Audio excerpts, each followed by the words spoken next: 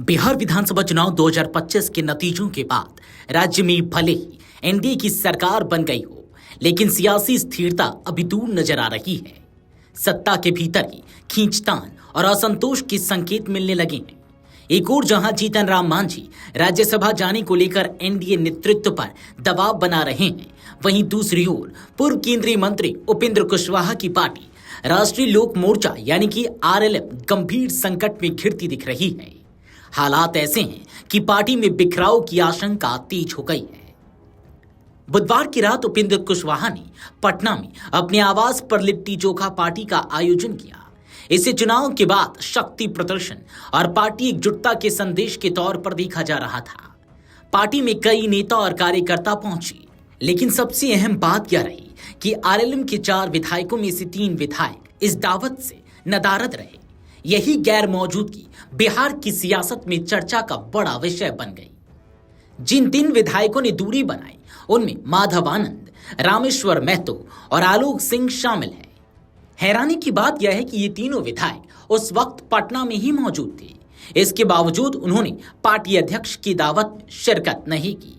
इससे पहले यही तीनों विधायक दिल्ली गए थे, जहां उन्होंने भाजपा के नवनियुक्त राष्ट्रीय कार्यकारी अध्यक्ष नितिन नवीन से मुलाकात कर उन्हें बधाई दी थी। इस मुलाकात के बाद से ही राजनीतिक गलियारों में कयासों का दौर शुरू हो गया।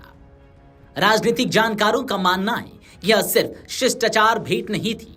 2025 का चुनाव राष्ट्रीय लोक मोर्चा ने भाजपा के साथ गठबंधन में लड़ा था, लेकिन चुनाव के बाद मंत्रिमंडल विस्तार, सत्ता में हिस्सेदारी और संगठनात्मक फैसलों को लेकर विधायकों में असंतोष पनपने की चर्चा है। ऐसे में भाजपा नेतृत्व से विधायकों की बढ़ती नजदीकी को उपेंद्र कुशवाहा के लिए खतरे की घंटी माना जा रहा है।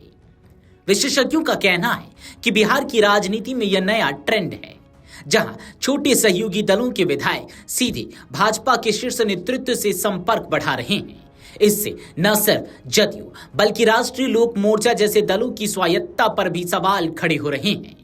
आरएलएम के विधायकों की यह सक्रियता पार्टी नेतृत्व के लिए असहज स्थिति पैदा कर रही है। कुशवाहा की मुश्किलें इसलिए भी बढ़ जाती हैं क्योंकि उनकी पार्टी के पास कुल 4 विधायक ही हैं।